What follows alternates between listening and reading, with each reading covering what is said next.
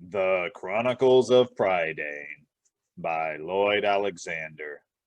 Book 4, Taran Wanderer.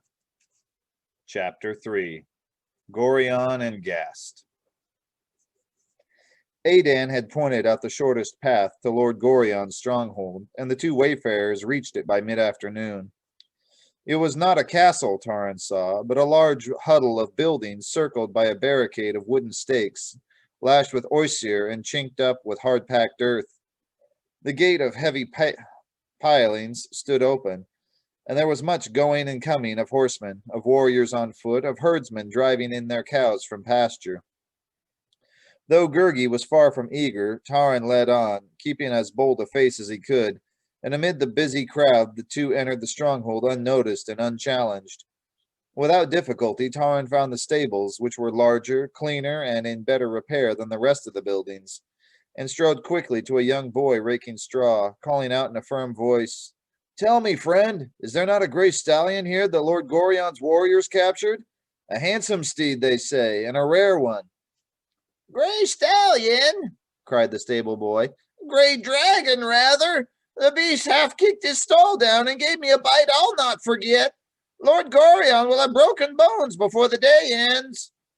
"How then?" Taran hurriedly asked. "What has he done with the steed?" "What has the steed done with him?"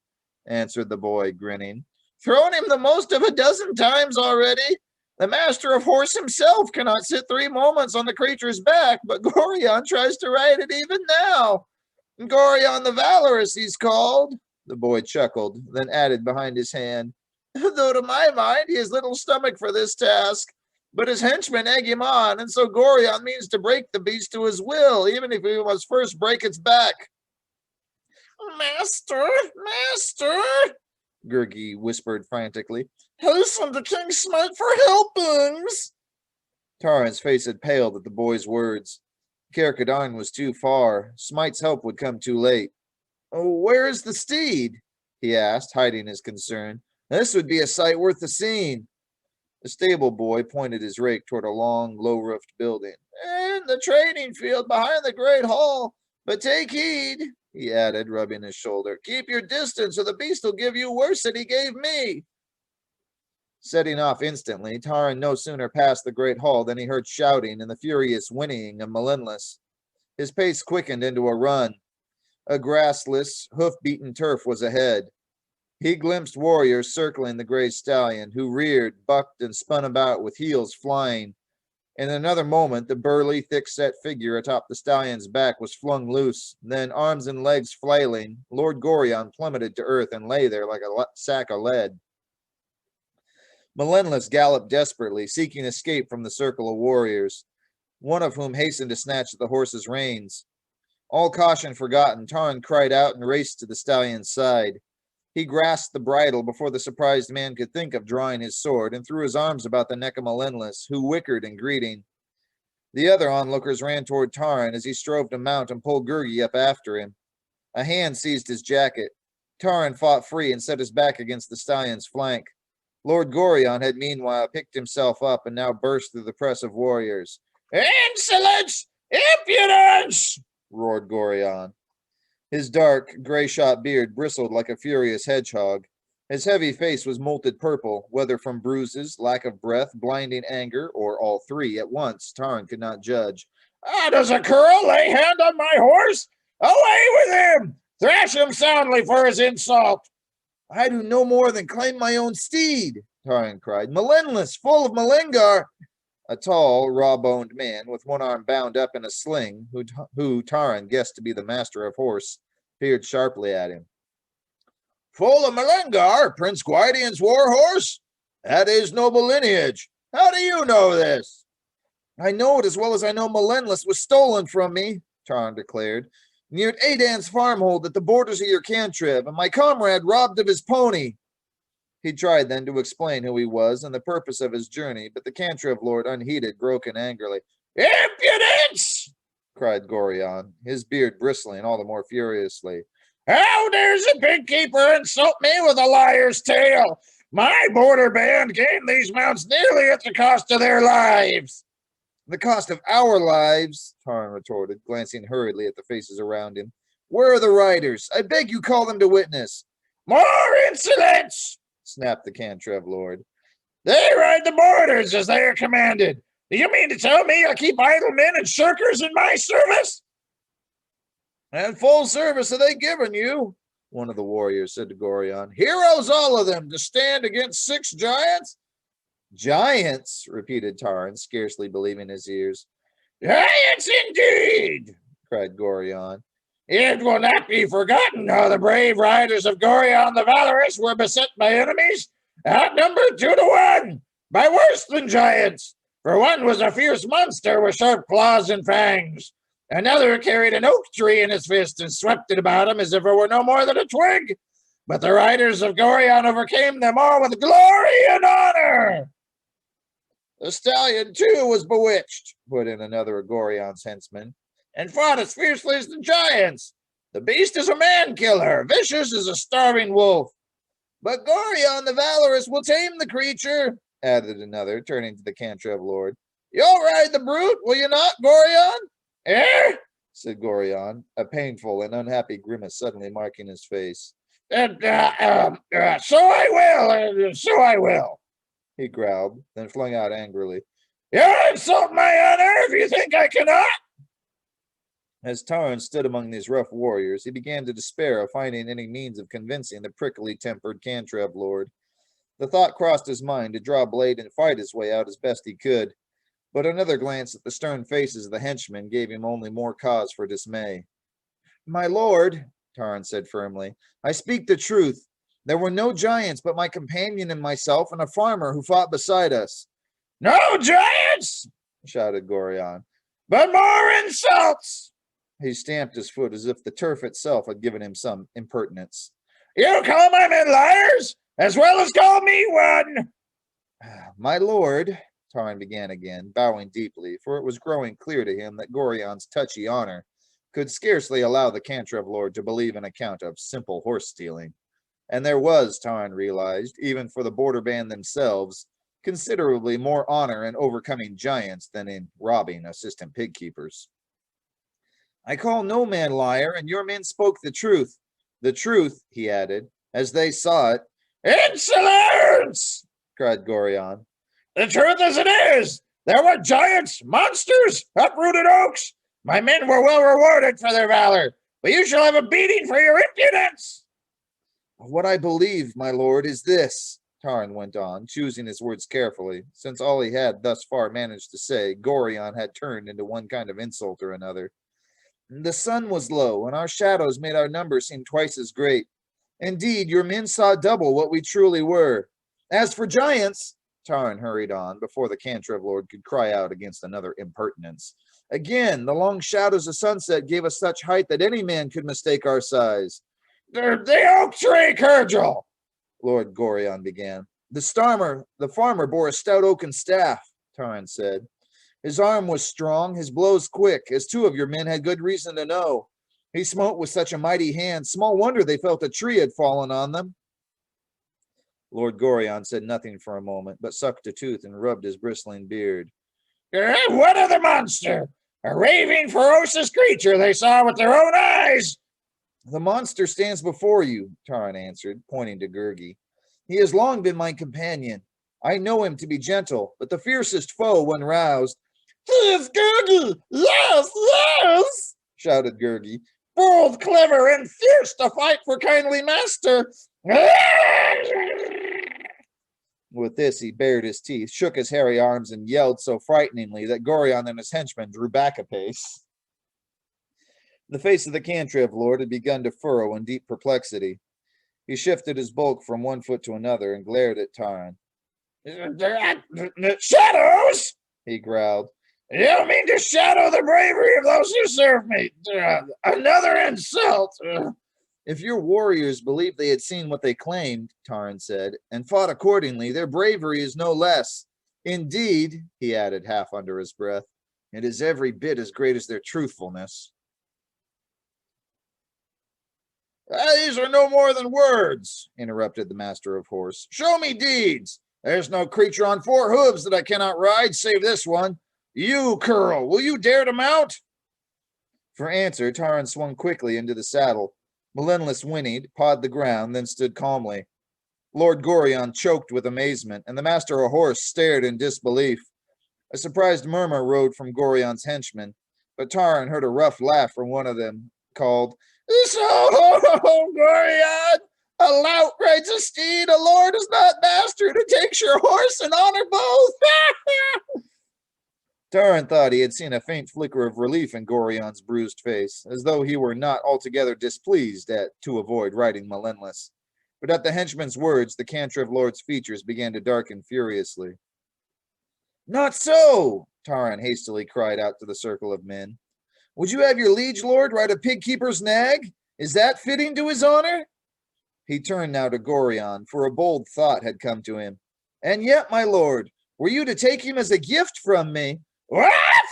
shouted Gorion at the top of his voice, his face turning livid. "Insults! Impudence! Insolence! How dare you! I take no gifts from pig keepers, nor will I lower myself to mount the beast again."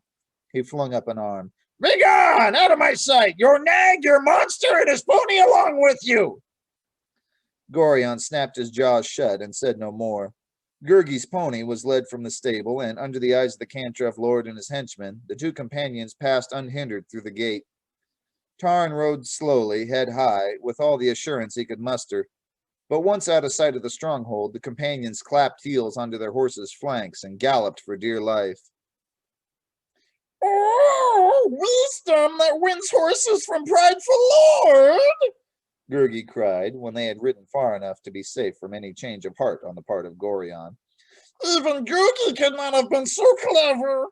Oh, he wishes to be wise as kindly master, but his poor tender head has no skill in such thinkings. Oh, no." "My wisdom?" Taran laughed. "Barely enough to make up for losing Melendless in the first place." He scanned the valley anxiously.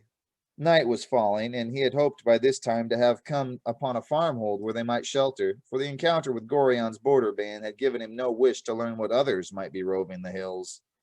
But he saw neither cottage nor hut, and so pressed on through the purpling dusk.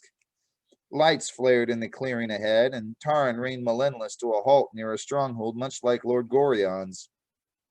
But here torches blazed at every corner of the palisade, from sockets set high on either side of the gate, even at the roof tree of the great hall, as if in token of feasting and revelry within. "Dare we stop here?" Taran said. "If this Cantref lord shows us Gorion's courtesy, we'd sleep sounder in a Gwythaint's nest." Nevertheless, the hope of a comfortable bed and the torch's inviting glow made his weariness weigh all the heavier. He hesitated a moment, then urged Melendless closer to the gate. To the men in the watchtower, Taran called out that they were wayfarers journeying to Caer-Cadawn and known to King Smite. He was relieved when the portal creaked open and the guards beckoned the pair to enter. The chief steward was summoned, and he led Taran and Gurgi to the great hall. "A big hospitality from my lord Gast," the steward told them, "and he will grant what he deems fitting." As he followed the steward, Taran's spirits rose at the thought of a warm meal and a comfortable couch. Loud voices, laughter, and the merry notes of a harp came from the hall. Stepping through the doorway, Taran saw crowded tables on either side of a low-ceilinged hall. At the far end, flanked by his henchmen and their ladies, sat a richly garbed warlord, a drinking horn in one fist and most of a joint of meat in the other. Taran and Gurgi bowed deeply. Before they could draw closer, the harper standing in the middle of the hall turned, cried out in surprise, and ran to them. Taran, whose hand was being shaken half off his arm, found himself blinking with happy astonishment at the long pointed nose and spiky yellow hair of his old companion, Fluid or Flam. "Well met, the two of you!" cried the bard, pulling them to the high table. "I've missed you ever since we parted. Did you not stay at Caer-Dalban when we sailed from Mona?" Fluider hurriedly explained. "I really meant to leave off wandering and settle down in my own realm. Then I said to myself, Fluider, old fellow, spring's only once a year, and here it is, and here am I. But what of yourselves? First, food and drink, and your tidings later." Fluider had brought the companions to stand before Lord Gast, and Taran saw a heavy-featured warrior with a beard the color of muddy flax. A handsome collar piece dangled from his neck, rings glittered on fingers stout enough to crack walnuts, and bands of beaten silver circled his arms. The Cantrev Lord's remnant was costly and well cut, but Taran saw it bore the spots and spatters not only of this feast, but of many others long past. The bard, with a sweep of his harp, named the companions to Lord Gast. These are two who sought the Black Cauldron from Aran of Anuvan and fought at the side of Gwydion, Prince of Dawn. Let your hospitality match their boldness. And so it shall, Gast loudly cried. No wayfarer can fault the hospitality of Gast the Generous. He made place for the companions at his table, and, sweeping aside the empty bowls and dishes before him, clapped his hands and bawled for the steward. When the servitor arrived, Lord Gast commanded him to bring such an array of food and drink that Taran could hardly imagine himself eating half of it. Gurgi, hungry as always, smacked his lips in gleeful anticipation. As the steward left, Lord Gast took up a tale, whose matter Taran found difficult to follow, concerning the costliness of his food and his open-handedness towards travelers. Taran listened courteously through it all, surprised and delighted at his good luck in finding Gast's stronghold. Feeling more at ease, thanks to the presence of Fluider, Taran at last ventured to speak of his meeting with Lord Gorion. Goryon! Snorted Gast. Arrogant boor! Crude lout!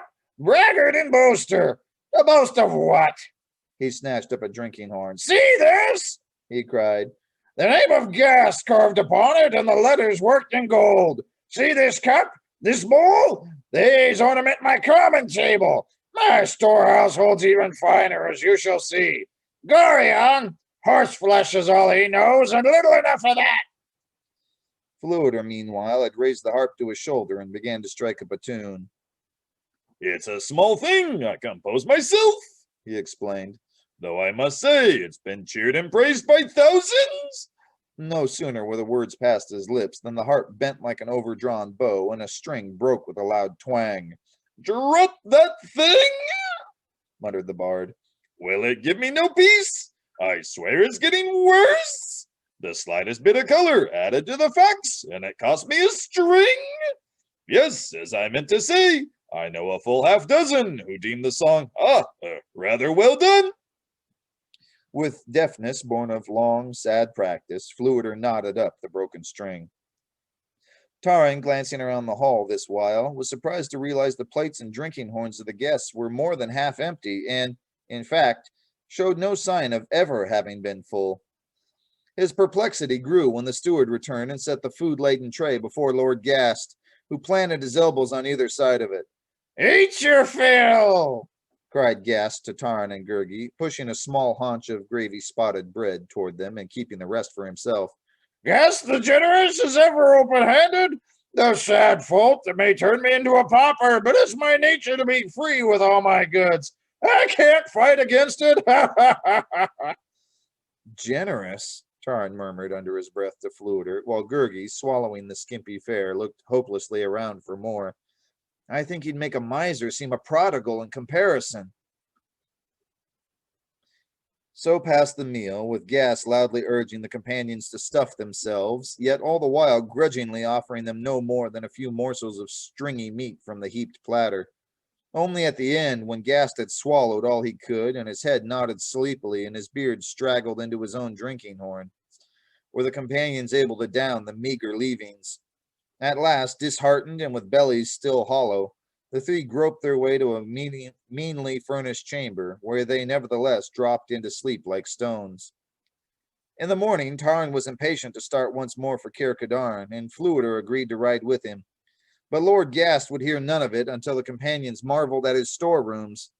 The Cantrev Lord flung open chests of goblets, ornaments, weapons, horse trappings, and many things Taran judged of high value, but in such a muddled heap that he could scarcely tell one from another. Among all these goods, Taran's eyes lingered on a gracefully fashioned wine bowl, the most beautiful Taran had ever seen. He had, however, little chance to admire it, for the Cantrev Lord quickly thrust a garnishly ornamented horse bridle onto Taran's hands and as quickly replaced it with a pair of stirrups, which he praised equally. That wine bowl is worth all the rest put together, Fluider whispered to Taran, as Lord Gast now led the three companions from the storehouse to a large cowpen just outside the barricade. I recognize the work from the hand of Anlaw Clayshaper, a master craftsman, the most skilled potter in Prydain. I swear his wheel is enchanted. Poor Gast, Fluider added, to count himself rich and know so little about what he owns. But how has he gained such treasure? Taran said. On that score, I should hesitate to ask, Fluider murmured with a grin.